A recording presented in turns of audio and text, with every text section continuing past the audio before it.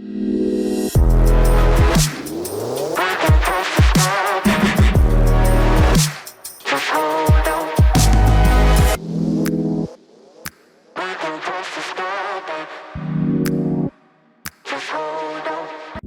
welcome back. This is another bike build video. Might be in one part, might be in two. Well, hoping one part because we're hoping this one's going to be a quicker build than the Shiv over there. Back with best mechanic in the world, Brown. Brown does have a first name as well. So yeah, I've been collecting parts for a gravel bike build for a little while, and well, we'll just get stuck into it because I'm pretty excited to run you through it as we go. I put the Bottlecages on myself. They're tight. I'll check them. Yeah. So got a size 56 specialised S-works Crux to replace my Expert Diverge. So it should be a bit lighter, stiffer. And whether that's a good or a bad thing remains to be seen. And well, I don't know if it's a fancier paint job. I like the paint job on the other one, but it certainly is a fancy paint job with some gold to signify all the success I've had on the gravel. Gravel and to come. To come, yeah. And we're going to put on it Head Emporia wheel set with specialised Pathfinder tyres, because I have yet to find, I mean, gravel people talk about tyres a lot and no one has a bad thing to say about specialised gravel tyres, so I'm not going to deviate from the brand and I'm going to use specialised tyres. Probably going against, not against the grain, but sort of not an electronic group set of any way, shape or form. Shimano GRX group set. So that is a 1x12 speed with cables. Not going to be a single battery except for a GoPro perhaps on this bike. SN-Vitae bottom bracket, which I will get out the cupboard. Option of a dropper seat post or a regular seat post. And our aero disc brake rotor covers, which I'll show you in a bit.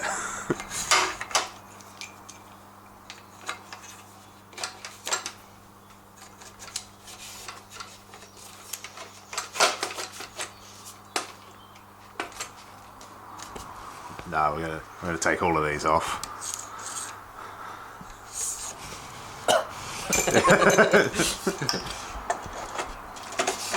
Look at that, aero bars on a gravel bike, disrupting the industry in a really small way. Upsetting the pure gravellers. Upsetting.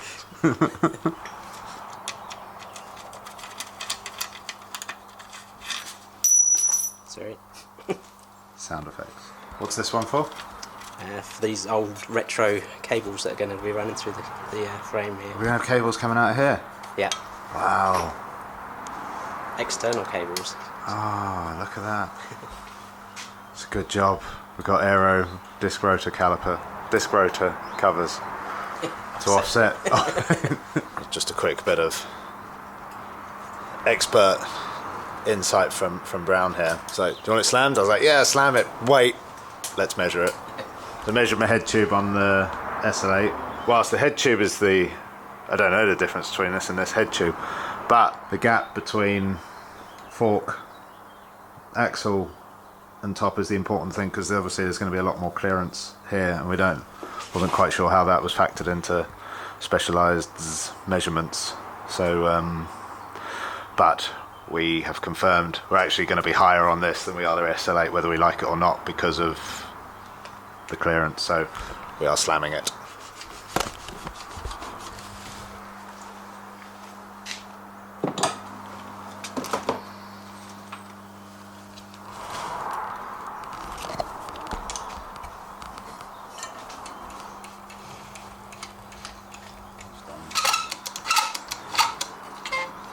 Yeah, so you can see it's cleaned up that side, and that's the original untouched side. Yeah. Same with this one, so you've got the untouched edge, and it's cleaned up around the front there. On the TT bike video, which you can see on this corner, or this one, a lot of people said that this should be, you shouldn't have to do this on a frame that comes out of factory.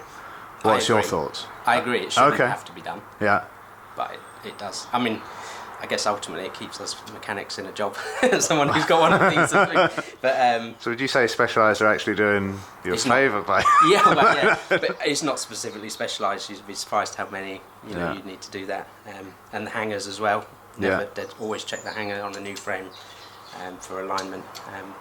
It's just one of those things you just got to do if if you're building a bike. I mean, I guess you could argue it's probably not far enough out that you could actually get the rotor running through without rubbing. Yeah. But just because it's not rubbing doesn't mean it's right. So if you get them dead square, so that then the pads hit exactly the same time, you get a much better bite and feel on the lever. Less likely to squeal and howl or anything as well. So worth checking. There you go. Actually doing it for the mechanic industry. You can see the shavings.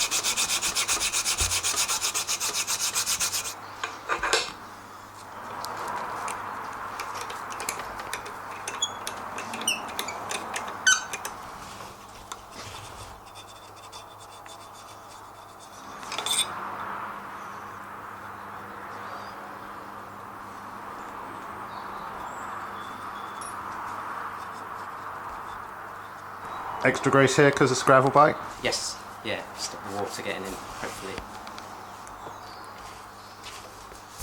Good.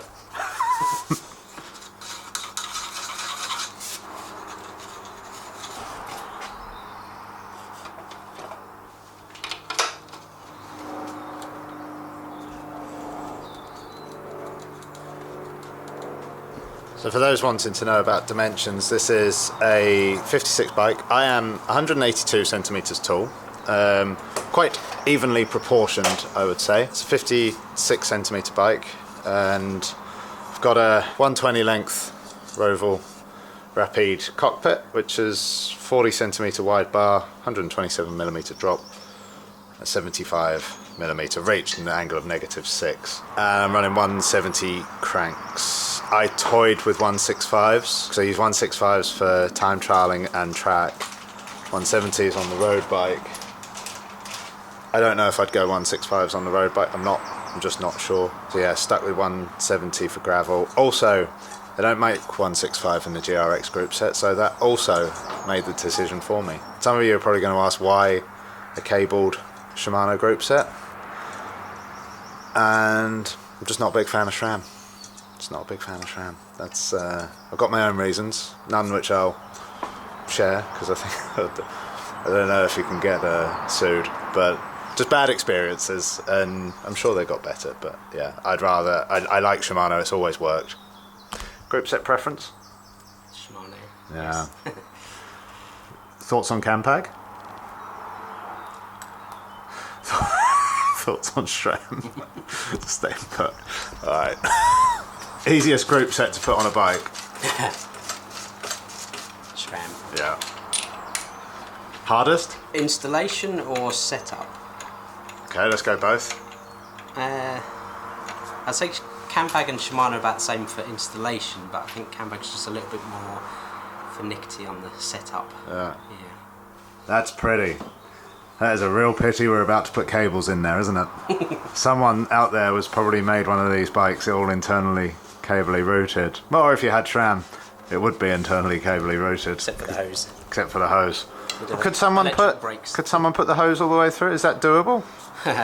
Depends if you value your life or not. You could put a hole in the steerer. Okay. But not advisable. Okay. Day one in the bike shop.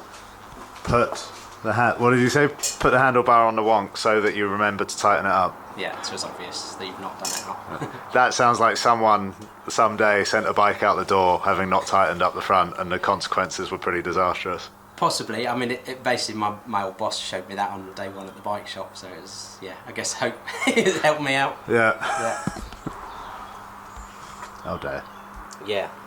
We got a problem. Yeah, microspline. And this is HG. Is that a catastrophic problem? Yeah, needs a different free hub. Oh no! I could chuck 11-speed road cassette on just for now for setup, and then you can change the free hub at a later date. Yeah, let's do that. Right, first problem. We've encountered our first problem, and it is my fault, as expected. Different free hub body to what's needed. So I needed what's called a microspline, which is something I've never heard of, such as my inexperience in the gravel world. That's what's arrived on this. You can tell because of that. Yeah, that does look different. And the free hub on the wheels is a standard Shimano 12-speed free hub. So for today we will be setting the bike up with a road cassette. Yeah, it's not a problem that ends our day, but it means I have to get my tools out and swap it at a later date. I guess chain length we'll have to consider. If there is even a chain. Yes and no, because yes, you can set it, because the mech will need to be sat in the position it's going to be for the larger sprocket. Yeah. So, yeah, I think we'll give a few links and extra just to 50 versus a 30. Yeah. 50 versus a 30. Yeah, Yes. 20 more teeth. Yeah. We carry on.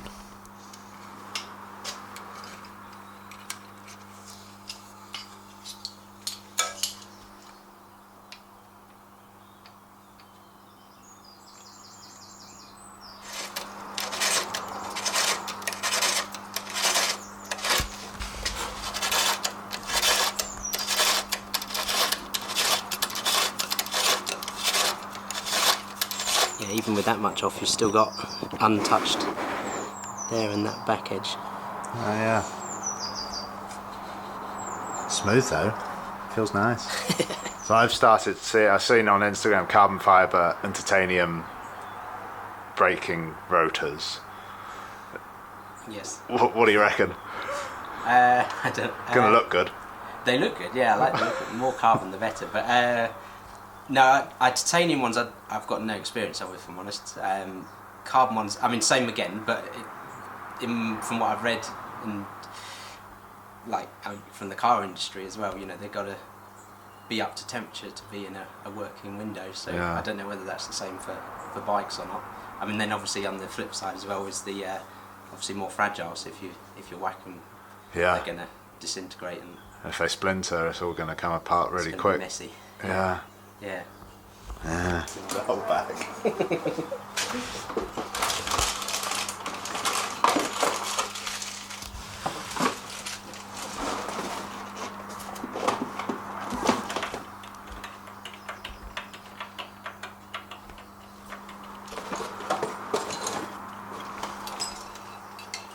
I guess this is okay because you got these.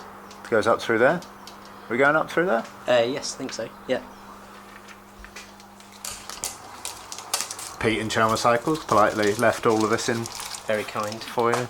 Did you a favour there? Thanks, Pete. Shout out to Pete. Right, so we're measuring hanger straightness Yeah. and not good. So it's touching on this side, Yeah, and we've got bit of space. 4 mil. Yeah. Just go. Needs a tweak. Yeah. And that'll be either hanger or frame or Yeah. combination. So if you say snapped your hanger or something, you ever put a new one on. Yeah.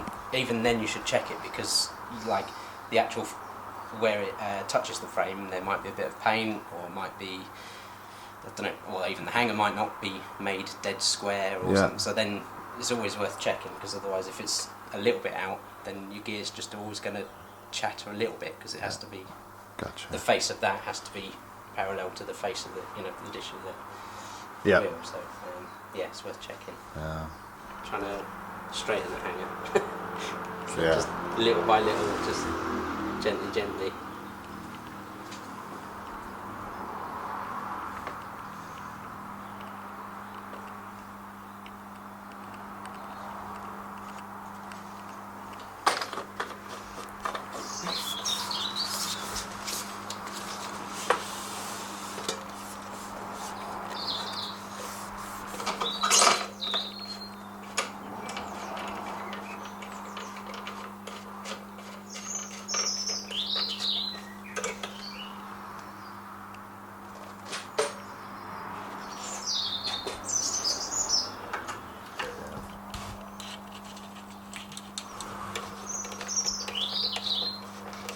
Shimano GRX.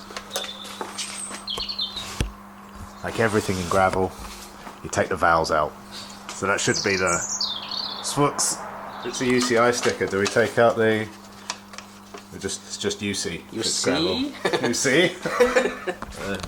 Crux. It's a Grove bike. Oh, and it's Roval, so it's actually Roval. And it's Browns, so it's Bruns.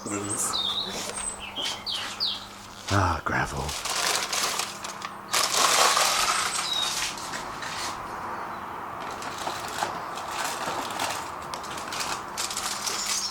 Right, so what we do have on this bike, and I chatted with Shimano about it, and they were like, hey, do you want a dropper post? And I said, maybe, I don't know. Do I? I mean, it's good enough for Mahorage to win Milan San Remo, and I guess he used one when he used One World. Certainly for the Growlock it's not needed. So I think what we're going to try and do is set it up so that I can swap the dropper post and the normal seat post depending on the event, as to whether, because obviously a dropper post is heavier than a regular seat post, that's not surprising at all.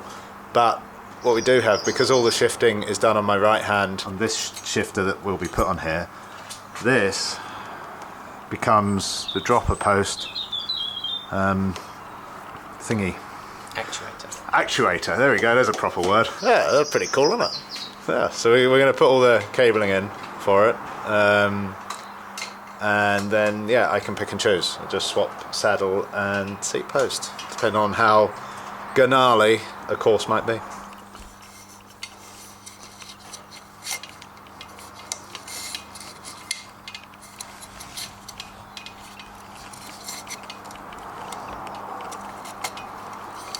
You got a magnet there that's pulling up the cable into here. Yeah. Why would you not just use gravity and go that way? Because sometimes there's a lip, so obviously the frame is there, and then you've got to try and get it to swing across. But at least at the top there's sort of a bit more, it's like hollow in the top end there, so it's a bit easier to get to sometimes, but not always. You got it? Hopefully. Put a magnet on the end of a stick. Do it. Old school. Yeah. Ta-da! So if I set this up for 140 then, and then you can, and then it's in its lowest position. Okay. So then it's only ever going to go longer if you put it to 160. Yeah. So what we're talking about there is what length rotors, and I've got one. Somehow I just assumed that this bike, being a gravel off-road bike, it would be set up to only allow 160 rotors, and that is off.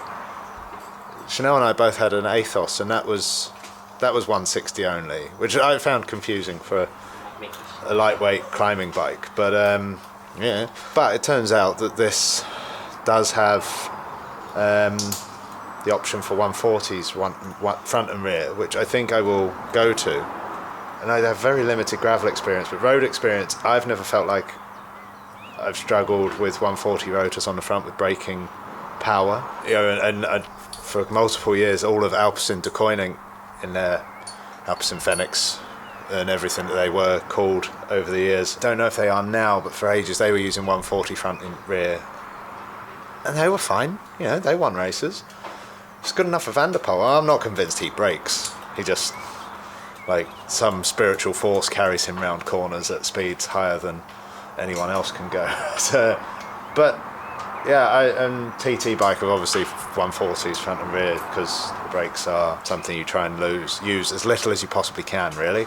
So, and now on gravel, I guess braking modulation is important. Being able to feel it is very important, and you'd get a slightly better braking modulation with 160s, but sheer braking power, I would, and I'm just guessing here, need less braking power on gravel than you would do on road, because you've almost all the time got less grip, so a higher chance of locking the front, which then maybe makes modulation a bit more important than the minimal weight saving and even the more minimal aero saving you would get from a 2 centimetre smaller rotor. So there's my theory. So we're going to set it up that for 140s, and then if I want to go 160s, it's an easy swap. I'm not convinced I'm talented enough to tell the difference. We'll see. I think 140. I think matching rotor sizes look aesthetically more pleasing. Agreed?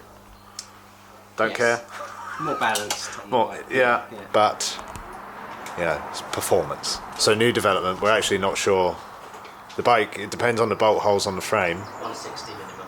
So 160 minimum. So forget everything I just said about running 140s. So this here, every day is a school day. This mount here gives you 2 centimetres of option, but that'll either be, and that's why the wording is a bit confusing until you know why the wording is there. So that is 160, 180. If you want to swap between 160 or 180 or 140 or 160, and we're swapping between 160 and 180. Depending on what the fork allows. Depending on what the fork allows. Yeah. So we're going to go with 160. Not for 180. May as well have dinner on it.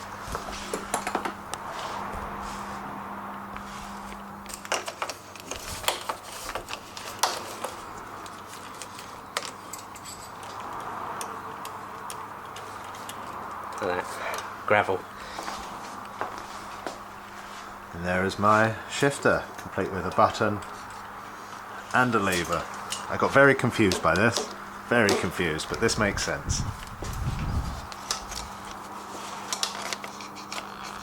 The Roval Rapide cockpit I don't think was built to have... Well, similarly to the Shiv cockpit, the tolerances are very tight on having all of the cables needed. None of which are wires. They're all proper cables that do proper things. So it's gonna be a bit tight in there, but we'll see if it works. Fell into a mechanic roll. Yeah, fell into a mechanic roll. Just Right, how gravel do we want our handlebars to be? No. Yeah. In. I think out. In all seriousness, can we put the hood down? Yeah. Maybe. Because the one thing I always like, I like to have a flat profile along here. Like that to be, quite. Yeah, that. Yeah. And then, in terms of tip in, that looks nice. I think. Yeah. Yeah. There we go. Give it looser for. Do tighten them right up, or looser for if I stack it and then can bend them back myself? What would you suggest in terms of keeping the handlebar safe? Probably on the slight looser side, but not too loose that you're going to be over gravel. Yeah. I mean, this has got the grippy stuff on the on that section, which helps with it. Okay. Not to be moving, so it's a little bit that you can. Give it a whack if all goes wrong. It shows you never to trust the lines on there. Like I've set them up, at the same height on the lines on the bars. Yeah. But then if I put a straight edge over the top of the levers, it's like. I've seen that. Someone really messed up their back with they used the lines on a traditional stem and bar. They used the lines to centralise it. That was a full centimetre out. Oh, really? Yeah, full centimetre. It's like windswept. Yeah. Sometimes also the lines on the bottom of shoes to set up cleats are not, on some brands, not consistent. Yeah, don't always trust those measurement lines. There's like no gear ratios really that were on top of the gear. Yeah. So if you're doing like 300 watts and spinning fast, but you can drop your ass and drop your whole area, you're going to be going like way faster. Like way faster. Okay. Like I think it's actually an aerodynamic advantage as well. Oh, now you're speaking to me. Yeah. Like weight on the gravel bike, I think is actually like the bike gets so full of stuff as you go anyway. You know, you've got your plugs, you've got your CO2, you've got your tube, you've got your 2 fucking massive bottles. Yeah. The bikes are always going to be pretty heavy. Yeah, that's true. So, that's true. Yeah, I'll go for it, dude. Okay. There you have it. Thank you. Nice. I appreciate it. Okay, we will put in the dropper seat post. Do it. Do it, do it, do it, do it. You won't regret it. Yeah, very cool. for aero gains. For aero gains. Cool. Exactly. Thank you very much, Nathan. All right. Appreciate that, mate. Well done on the weekend. Yeah, thank you. See you, mate. Cheers. Bye. Bye. There you have it. So, to update you, we ran into not a pickle, but a predicament. The optional optional dropper seat post isn't going to be possible because the cable sits here. So if there'd be no way of pulling the seat post out and then putting it in. There is roughly a 300 gram weight penalty for this is the weight of the specialised seat post, and this is the weight of the dropper seat post. So yeah, 270 grams, give or take my maths. Plus, well, the cables were going to be in there anyway.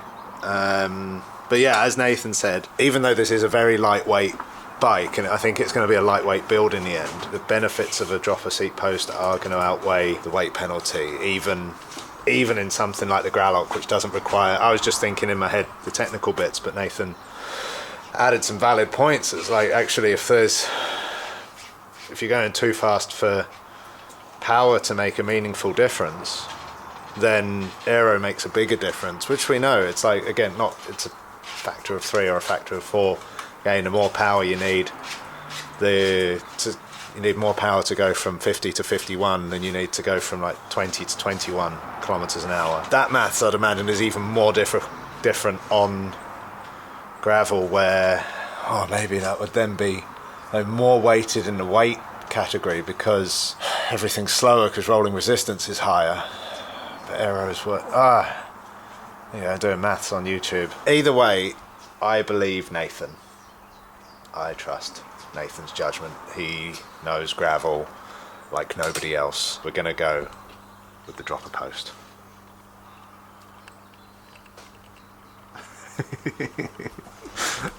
Talking about aesthetics here, aren't we? Trying to keep the curve of the cables the same, but obviously this one's going to be the dropper post on the dropper lever. But I can't just cut it here because the cable's going to need to be sort of cut about here. Yeah. To fit on the bottom of the seat post. So I need to push in the right amount so that I can cut it here and then pull it back out. But I think as long as I leave some here, error room, to trim it down to the right size once we've got the. That's a predicament, isn't it? Got the seat. Bit of tape, bit of white tape around there. Measure that distance outside of the tube, and then. I think what I'm going to do is just cut that sort of here so that I've got enough usable space to get the seat post, push the seat post in, push it through the bars, and then just cut off the excess at the right height. That's the way to go. Cool. I believe you. After all that, I'm just going to preempt everything that's going to happen in the YouTube comments, and it's going to be something along the lines of, well, if you'd gone SRAM, you could have had a wireless dropper seat post. Yes, could have done. And then, like in the time trial video, I do acknowledge SRAM's strengths, which is setup, wirelessness, and in this case, a wireless dropper seat post. However, well, there isn't really a however, I acknowledge that, but I like Shimano, and this is my bike, so I'm going to do with it as I wish. Yeah, we basically worked out if I wanted to be swapping and changing seat posts, then we'd need half a mile of cable hanging out outside of the frame to make it long enough that this little guy poked up. So that's this version of the tool there's a tool working on my bike. Yeah. This little guy over here. Yeah, no, this one. This would need to be, basically, this would need to be out here to allow for enough for this to poke up that I could. Yeah, it's got to sit there. So that's our issue. And that is why we are committing wholeheartedly to the dropper post. Why do I need an adjuster for a dropper seat post? So that you can change the point, basically to get the right cable tension, that it actually pulls enough cable through the seat post to make it work. Yeah. God, someone should make a wireless one, shouldn't they? Yeah, or a little adjuster here. Yeah. Although less easy to adjust on the fly if it's not working. That's true. And if it's there, your thumb might actually adjust it by accident. True. Maybe that'll be the next generation of the GRX. What's better than a GRX? GRX. And then the third generation, a GRXist. The mostest. Yeah. Is there a front and back to that? No, it's in line, isn't it? Oh, I guess. Oh, you mean of the post? Yeah. Numbers on the back. Yeah. This saddle came with, in the box, its weight, about 113 grams, I think. Actually, that post with the normal saddle on would be about... Oh yeah, you've seen this brand before, Wove. You've seen it on my TT bike and my track bike now. The Wove V8. Wove also then introduced the Mags, which is one of their stubby short saddles to, I guess, stubby short saddle, which is what a lot of people are using at the moment. I love them. Got in touch, I said, can I try one of your Mag saddles? And I sent it along, and in the pretty little box it comes in with a water bottle, it also comes with a the weight of it, which was I think 113 grams, although I will double check it. It's very light, quite exciting. It's a very similar shape to Specialized power saddles, which I get on really well with as well. I also like supporting small small bunch of bike riders going by. Also, enjoy supporting the little guys, and Specialized give me the freedom to do that as well. That wasn't referenced to Brown again. Yeah, put a Wove Mags is the saddle. I'll put it in the description below. That's the saddle it's gone on. I'm excited to give it a go. It looks right. It looks like it's the correct shape for being a comfortable saddle. It's pretty good. It's more squidge on the nose than the channel than the back. We've got a nice channel. It's a nice shape. And, once the bike's on the floor and the tyres are inflated, I'll set the angle of it up properly. And then obviously take it for a spin. It's question time, Brown. How far through are we as a percentage? Oh God. Shall I go low, because we really over-egged it last time in terms of the Yeah. I reckon about 10% through. 70%?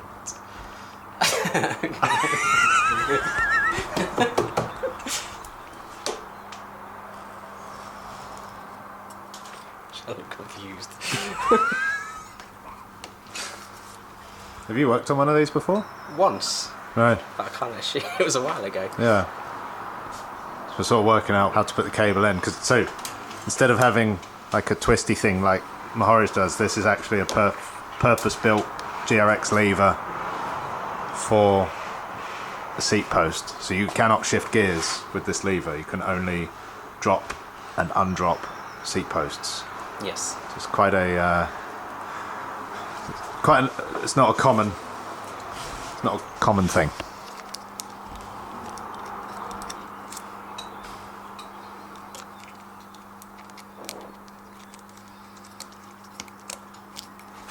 Now I have a cable going in one end and out of the other.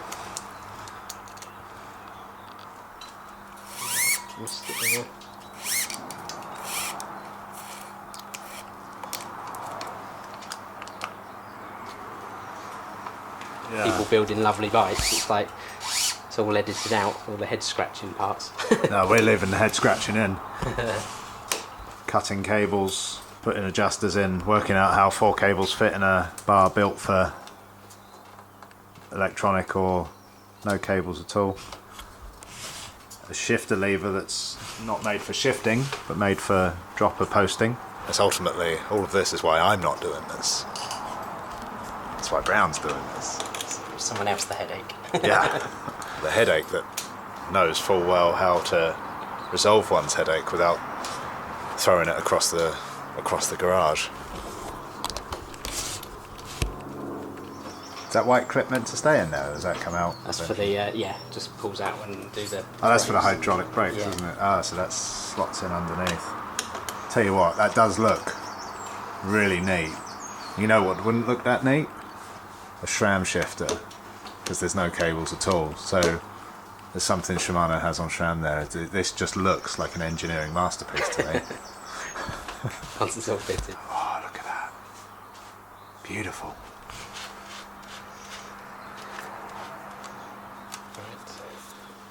Hopefully. Head scratch. Literal, look at Literal that. head scratch. Look at that. My burnt forehead. So these headaches at the moment are kind of the same headaches I'd have if I was trying to do this Yes. without do this on like just simply swapping. Sorry. I got it. Just, yeah. And it's just working out how to basically make it all connect and then pop it in. Does that mean how adjustable is saddle height? Once There'll be enough, like, I mean, you're only going to be adjusting it, so much. There'll be enough in the frame to do that. Okay. Yeah, getting the hose length of this is much tougher than getting the hose length done on regular shifting cable. Yeah, I mean, you could just chuck it in and have a long cable and job done, but you want it to look nice. Okay, we're now putting a post into a...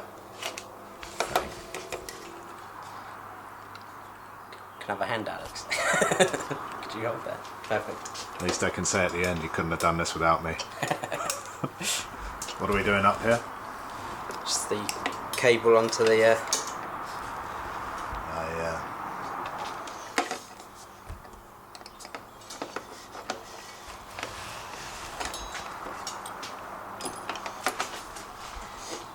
Still want me to hold this?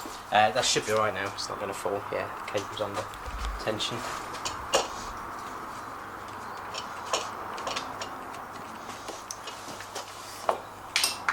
Some grip pasted.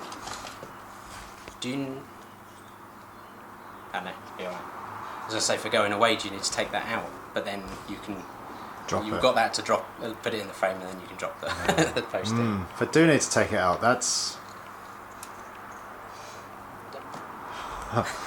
Oh. Don't take it out. Okay. Got to be careful with clamp torque for dropper posts. You can overdo it.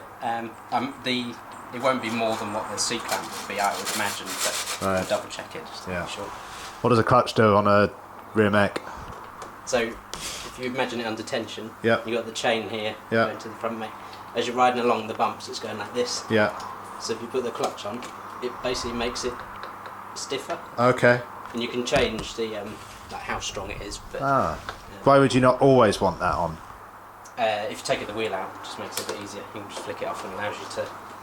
Okay, so when I'm riding, even if I'm doing a road ride on this, I want the clutch full on all the time? Might as well, there's no harm in it, yeah. No drivetrain efficiency? Don't know. Yeah, I mean, well, between here and here, it's going to be... That's your power. That's your power, but I can't see that it would... It's only going to be holding it. Yeah. I guess if you gain efficiency when you go over a bump and it slackens, then Yeah, I don't know if very chains... minimal I feel like time. any kind of unneeded movement is a bad thing. Alright, good to know. Find out. Well, there we go. Do a Clutches test. on rear mechs? Yeah. Alright, so what are we moved on to now? Rear shifter. Rear shifter. And then brakes, Yeah. and then done. Transmission. Transmission, yeah. Bottom bracket. Oh, yeah.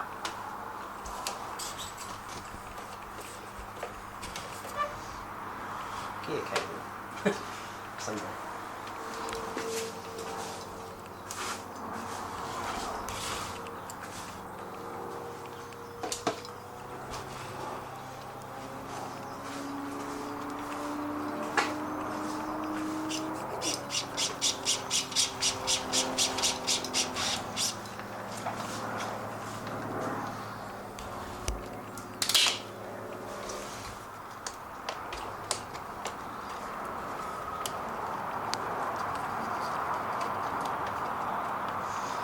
Di2 for the win. Don't have this though on a Di2 though, do we? Oh, there's some tension behind that now. That's it. Should don't know if I can push it down enough. Nah, no way. You need all 80 kilos of me. Sorry, 75. That's my Zwift weight. Race weight. Zwift weight.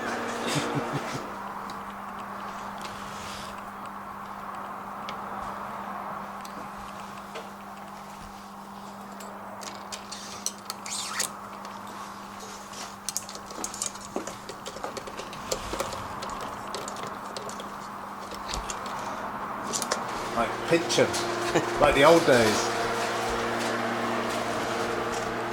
Are we not crimping the cable just yet? Only if I need to take it out again, so I'll just leave it there.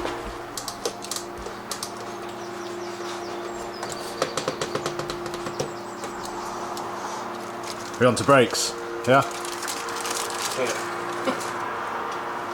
Yes. Oh, sorry.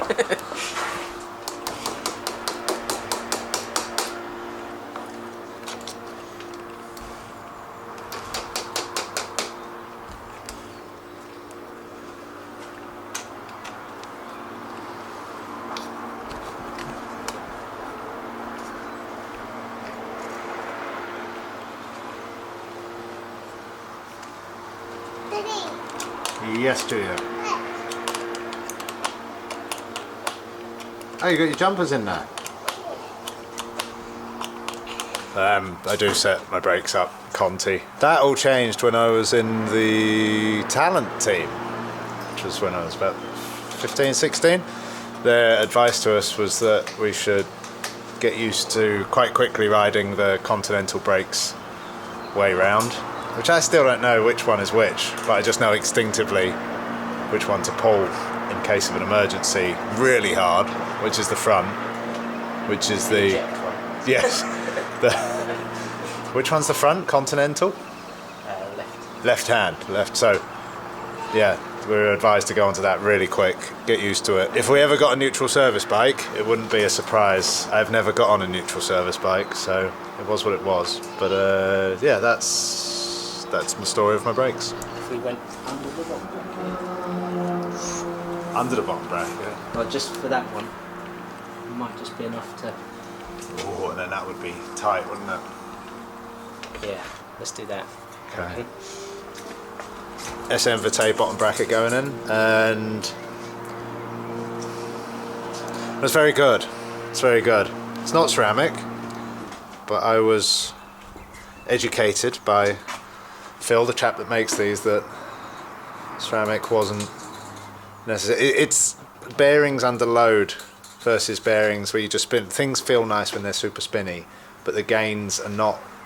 I think there is a gain to a spinnier bearing than a non-spinnier bearing, and we like spinny, and that is really spinny, to be fair. Yeah. When it's under load, it's a different kettle of fish, isn't it? Yes. Yeah. It's the weighted on it and the squashing of it, how it performs. Yeah, when it's in position. Yeah. So yes, they're very good, very good. And the thing is, Phil says tolerances, so you don't want them to be at all on the wonk. At all on the wonk. I am not doing bottom bracket alignment justice. You don't want them to be wonky. That's it. I mean, it's not like far from that is the honest truth. But I think the tolerances are so tight. Yeah, and it's kind of something you won't feel until you just struggle to feel it. I'm doing this bottom bracket a disservice right now. It's marginal gains. It's marginal gains, and it's a tough one to it's one that's widely documented, I think, by the likes of Hambini, who is a highly controversial character, and that's where people like Phil have tried to find improvements in making sure that the tolerances of them are super small. Nice.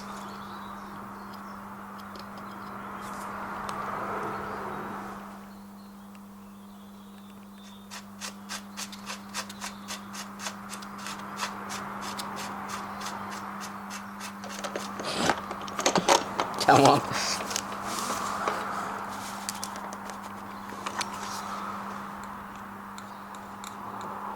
It's going to slow it down a little bit, but it's better that it's sealed against the elements. Yes. This is what we don't do on time trial bikes. Take it all out. Yeah.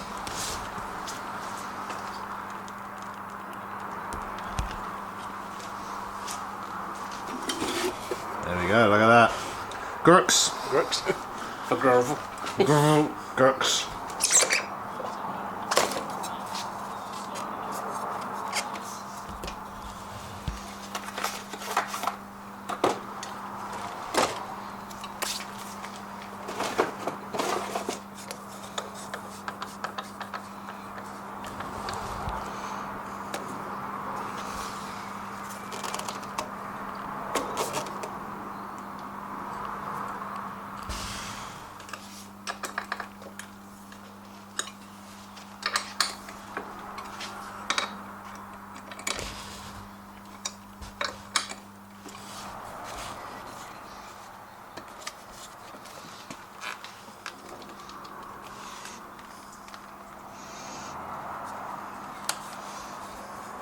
We haven't bled the brakes yet, have we? No, but they come pre-bled, so where you cut it, and if you just join it, it should then be still full of fluid. So, I mean, it's worth checking, put the reservoir on, just make sure there's no. Will there not be a load of air in the cable? So, where you cut the cable, right, and shove it in, so there's fluid at the end of the cable, fluid where you're shoving it into, so you always end up with excess coming out. Wait, so the cables arrive with fluid inside them already? Yeah, the whole run is bled. Ah, yeah. Did not know that. Did not know that. Some of you might have known that and think, Alex, you're an idiot if you didn't know that, but I spent my life riding these things, thankfully have not been in charge of putting together hydraulic brakes. That it scares me, and I haven't kind of got round to learning, because I can call upon people like Brown who have an intrinsic knowledge of. Look at that, just straight out the box. Huh. Huh. Who'd have thought? Huh? Who'd have thought? Yeah. Well, chain on and off we go, right? Index gears. Not far off. This one. Well, what's the percentage? So, last time you asked me, just, you bar tape, set the gears up, free off this chain. This could be half an hour in itself. A solid 80. A solid 80. I don't want to, Yeah. So if you've got a waxed chain that looks like a rusty chain, quick way of getting it to be a little bit freer. Oh, hello.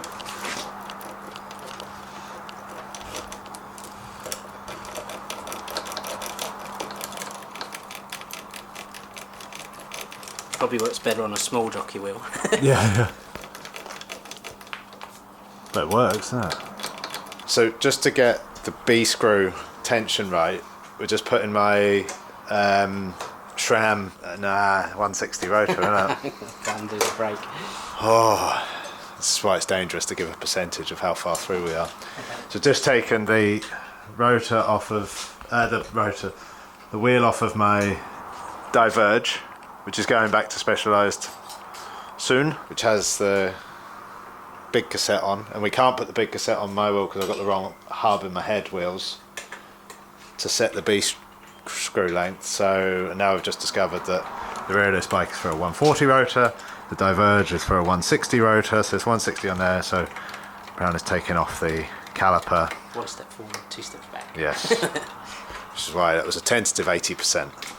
it's not a big setback, but it's just these little things that just add time. Yeah, this is why you pay. That's why you pay to have your bike built.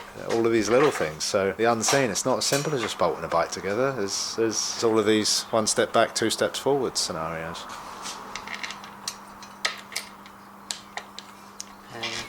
Tape. Yes.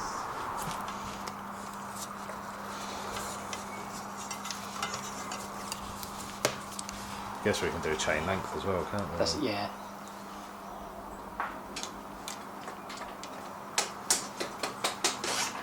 It's got to go through the rear mech, mate. Just seeing how many links need to come out, big to big. Wait, what? How you? You do full wrap round, and on the big one, Yeah. trouble is this chain's pretty much where it probably needs to be. If you imagine it had more links on, so you'd go find the first one where it is compatible. So like Yeah. you'd see that one is shorter than a link, so you'd have a link, and then you'd add two links onto it, Right. and that should be the right amount for going around the. Just 2 links. Yes. Oh. So this chain's going to be too short. It should be. Oh yeah, it probably will be. Yeah, because it's dead on. Yeah. Have a look. See how much we can get away with. Yeah, it's already no chance. No. That is the chain off of my one of the chains that I've been using on my road bike, which is bigger chainring, smaller cassette, oversized pulley wheels. So didn't know how that would figure with chain length, but alas, the chain is too short. Just like that. Brown's just like, I have a chain. If you want a chain, I was like, I'll buy a chain off you. Buy a chain. So we will have a chain of the correct length, but I do need to buy a free hub body.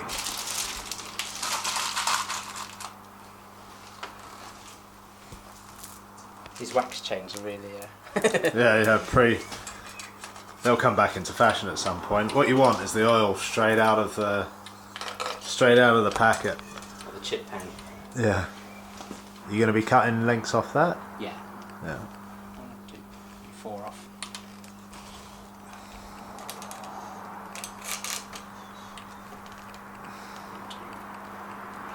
I mean, you could get away with 3 on that. If I wanted to go bigger chainring. Yeah, let's do 3 then. Yeah. And it's also not wound in for the top sprocket yet, so Okay. that'll give it more as well.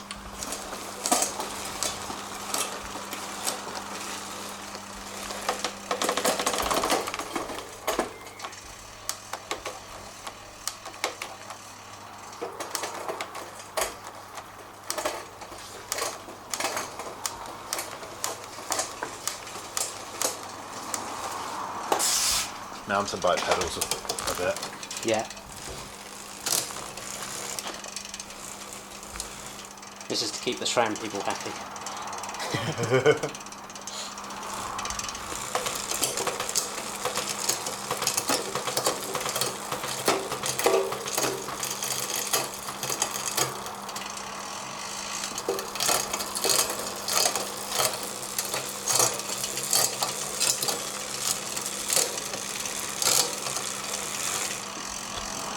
Sorted? Mm-hmm.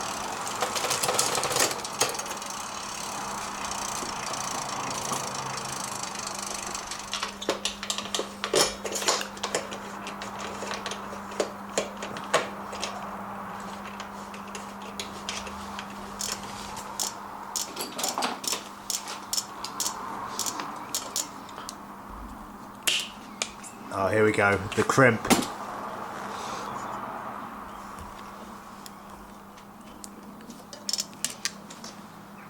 Are you just a single crimp? Just the one. Oh, you're a single crimper. Big fault something. So, home stretch. Just got to inflate the tyres, which the tubeless is a bit more of a job than normal. These haven't. I've tried to pump these up normally and they haven't jumped onto the rim. And front brake, Yes. bar tape, Yeah. job done. Align saddle and take a pretty picture and bid farewell to Brown.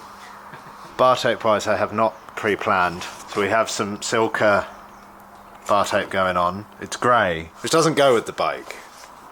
But grey also doesn't not go. So it might be changed down the road on some, if I find some more aesthetically pleasing bar tape. And we're also not going to go all the way up because we've got these nice, the Roval Rapide cockpit, a nice flat bit. I don't want to disrupt the flat bit. What are you doing? Halving it because it's too thick. Is this for the bar tape? Yeah. That's attention to detail for you. Or electrical tapers. Well, if I was smart, I'd have bought, because you can buy narrow. Can you? But I did have some. And I've run out. So now this is... You just didn't think this bike was worthy of it? No. It's only a gravel bike. Sorry. I think that in terms of tape, we're just going to... Square it off. Yeah. Yeah. This does come actually, this is... I mean, I don't know if I'd call it grippy, but you can... Texture. You can hear it. Yeah, there's some texture, there's something of something there. So you just start it on the bar and then tuck it all in afterwards. Yeah. This will probably be the most useful. I should just do a YouTube video how to wrap bar tape. There you go. Well, there's controversy. Controversial, where different mechanics do it different ways. Yeah. I'm of the thought that if it's to wrap it so that when you're on the tops it tightens rather than undoes. Yeah. Other people do it the other way. So I don't know which way I've done it, but I turn my hands. Yeah, I don't know. I'm just more fascinated to see how you navigate the hood.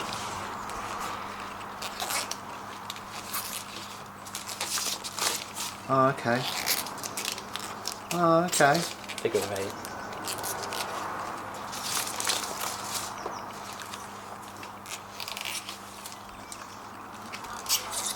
I'm mostly amazed by the speed. I would still be feeding it in the bar end right now.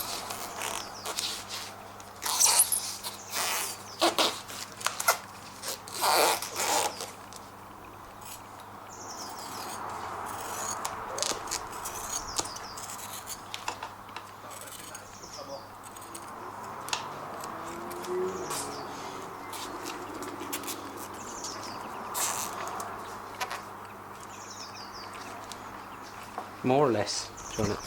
No, that's fine. Yeah? No, more than fine. Pinstripe.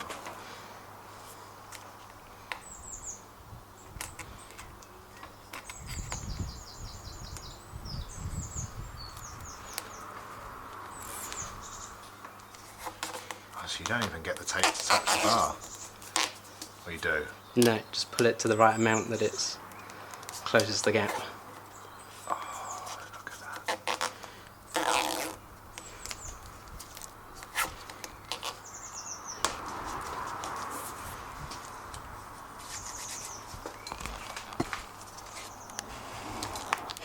That's a thing of beauty, ladies and gentlemen.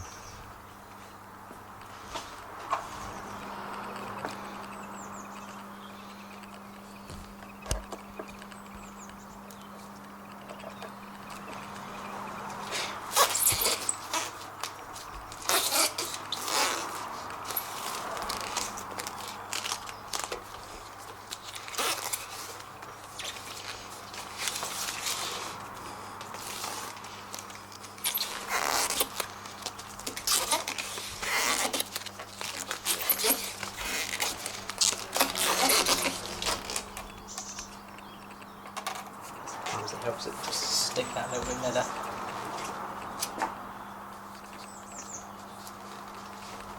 I've never seen anyone use fire on bar tape. What are you missing from your toolbox, Alex? Well, a lighter. A lighter for a smoking problem? No, I actually just to fit my bar tape. Maybe that's a sign of how professional you are as a mechanic. It's not your like how you crimp your cable ends or whether you go outside in or inside out. on your bar tape, it's do you have a lighter in your toolbox? I use it on the fly for shrink wrap. If I haven't got a plug socket, at least you can still shrink the cable wrap. This actually looks really nice at the back as well. There's not enough light on it, but get my phone out.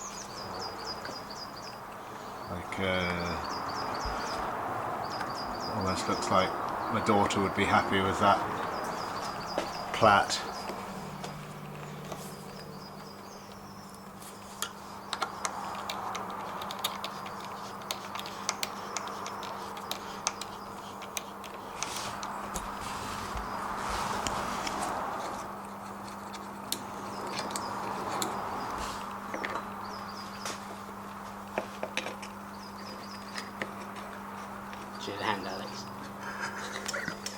I've only got one, so I'm holding the camera. On the piss. Alright. My cross thread and oh Jesus. Shall I wind it in a bit? There you go, now you can. Now I can look like I know. Well, I don't know, but I don't look like I know what I'm doing, but there we go.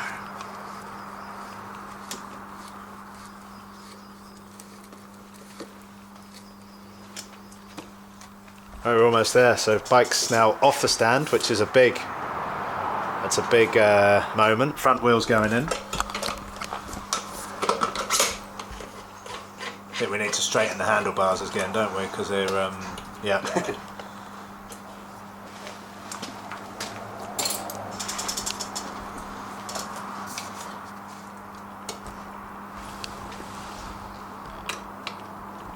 And the rotor cover doesn't touch. Not on the front.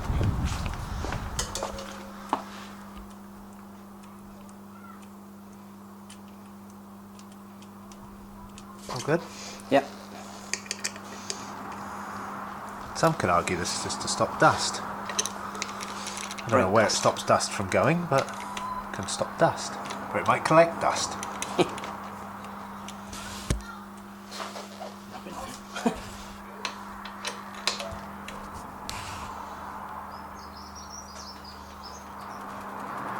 Dried snot. Nice.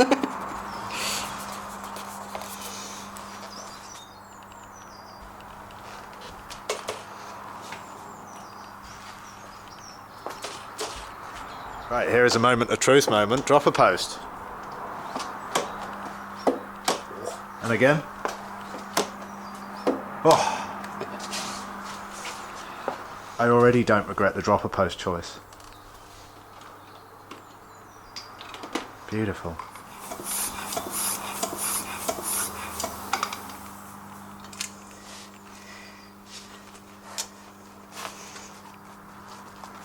You haven't lined the... I haven't, no. Although if you're fitting the cores anyway, it's a future Alex problem. Yeah, tyre liners have got to go in, so we're making sure it works.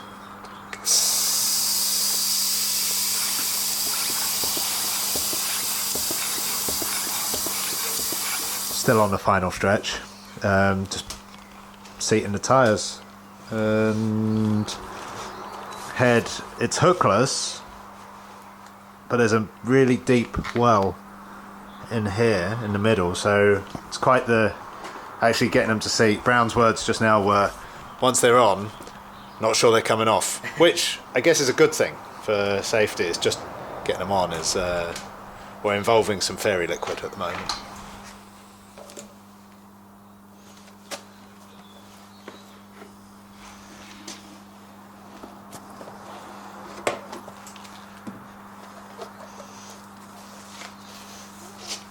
You good? Yes. These work.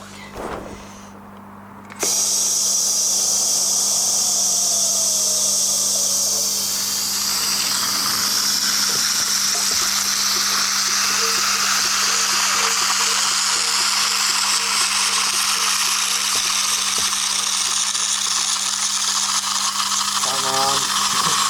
Going. Oi! We're done. Tyres caused us a bit more of a headache than we thought, but we're done. We're there. Well, we're not there because I now need to get a free hub body and my tyre liners are coming, which means I've got to go through the tyre headache again. Although I might just hand it to a bike shop and say, can you just pop these on? Because I know how much of a headache it is. And I'm sure they'll charge me accordingly, but and I won't complain. But no, we're finished, and it's pretty. It doesn't feel super light, but it does, it feels sufficiently light for the job that we are requiring of it.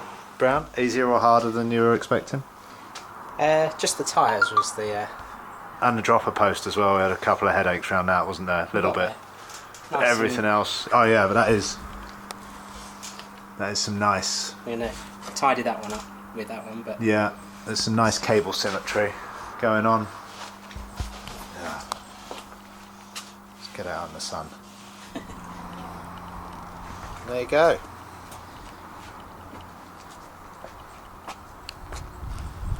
Lovely. Amazing. Brown, thank you once again. it's alright. No worries. And I don't think I have another bike to build this year, I'm hoping. So Hopefully. you don't have Something's to. gone wrong. Hopefully, yeah. Although I might need some different coloured bar tape being redone, which is worth the 5-hour drive down here, isn't it? Or up there. No. Thanks for watching, everyone. I hope you enjoyed this. I will be racing it soon in Sweden and then in Scotland, and I will feed back. I'll put a spec list of everything that's on it down in the description. I'm just going to line the valves up with the and I'll logos. I'll be lining the valves up with the tyre logos. The shop is going to do that. The shop's going to do that. Put some tyre liners in it. Well, yeah, take it out for a spin. So, thanks for watching. See you next time. What do you think? It's good? Matches your jumper.